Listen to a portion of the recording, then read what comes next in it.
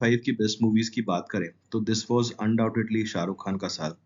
उनकी डीडीएलजे हम लोग सब जानते हैं कि not only for 1995 but in the entire history of Bollywood it is one of the most successful movies.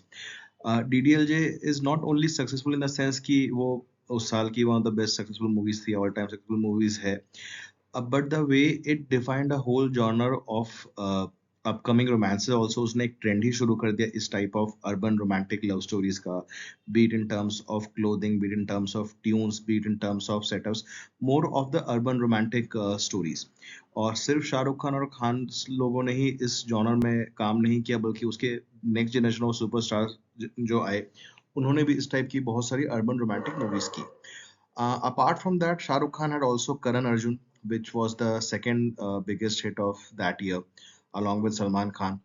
And उनकी even an average film like Ram जाने भी उस साल अच्छा कर गई थी। एक और मूवी रिलीज हुई थी उनकी, ओ डार्लिंग ये है India, which didn't do that well.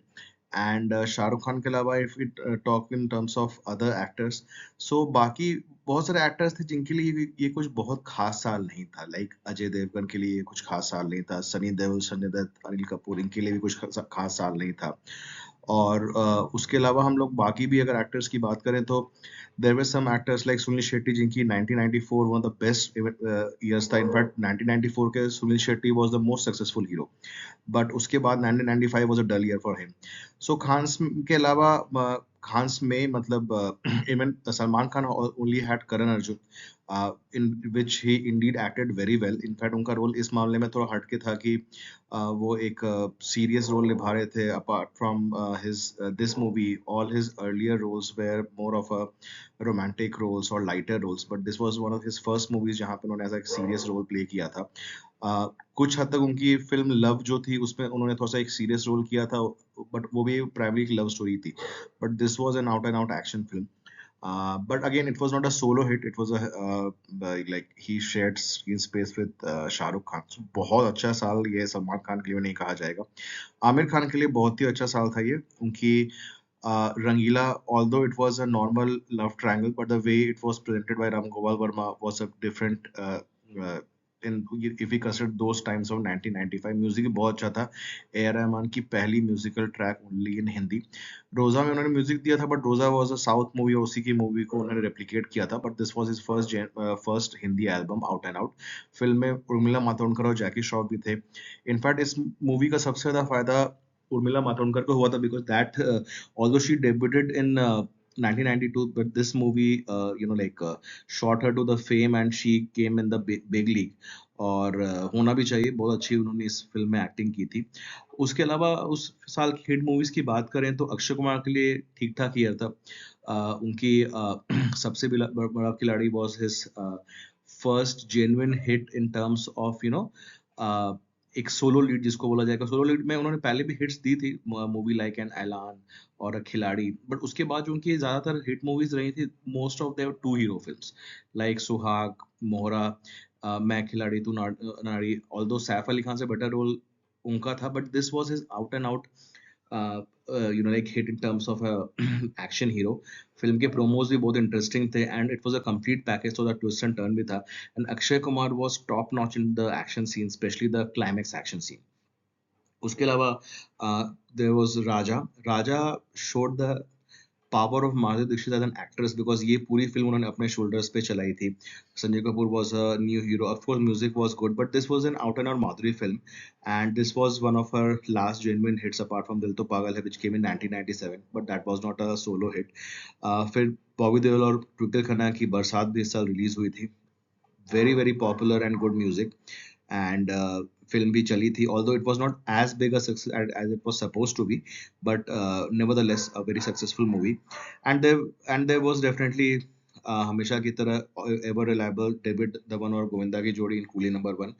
Very hilarious movie, उसकी एक रीमेक भी बनी थी अभी वरुण धवन के साथ, but the original is definitely very very good. And like मैंने सेकंड वाली देखी नहीं है, बट ओरिजिनल वाली अभी भी जब भी सैटेलाइट पे आती है I always watch it. And Govinda ने हमेशा की तरह बहुत अच्छा रोल किया था। The movie also had a bit of resemblance to the Golmaal, Amol Palekar वाली गोलमाल, जहाँ पे दो भाइयों की स्टोरी, जबकि वो एक ही थे, टाइप का ट्रैक भी था।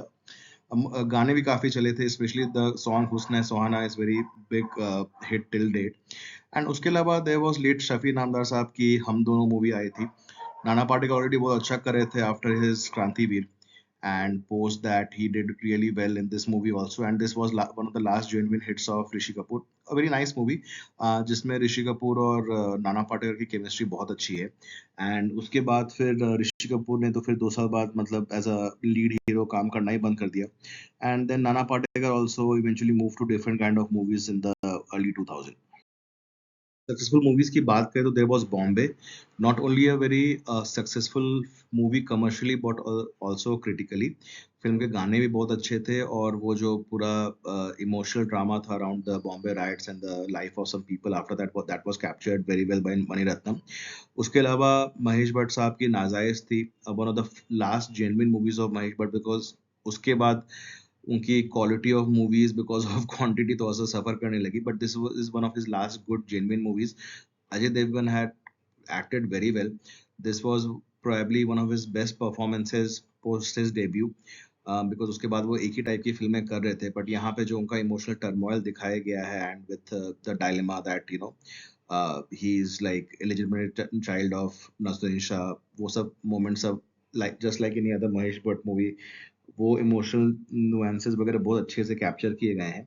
And movie was no doubt a hit, not a very big hit compared to other Ajay Devgan or Mahesh Bhatt movies of that time, but definitely a profit making proposition.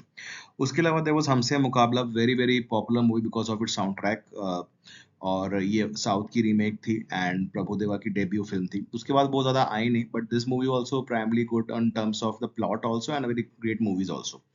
Ramjan के बारे में हमने बात की थी in the first slide that बहुत अच्छी movie तो नहीं थी, बट शाहरुख खान का समय चल रहा था, तो उस समय कई बार like even a movie is average, stars performance and stardom uplifts a movie, so Ramjan is an example of that. One very underrated movie of that year was Akele Hum Akele Tum, very nice movie by Amir Khan and Manisha Koirala. Man women relationship की complexities को बहुत ही अच्छा से इसमें capture किया गया है, दिखाया गया है।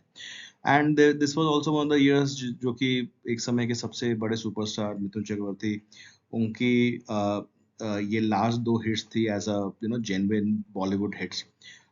उसके बाद फिर उन्होंने बहुत दिन तक वो अपने वो जो उनकी ऊटी फैक्ट्री की फिल्में थी वो सब की बी ग्रेड मूवीज, जहाँ पे विच where shot in Ooty and not for very like all India kind of masses and all, मतलब बस मासेस के लिए, कुछ एक नीच ऑडियंस के लिए वो फिल्म बनाते थे before he came back to Bollywood again in a very grand way and still continues to do very good work, and recently also won Dada Saheb Phalke award.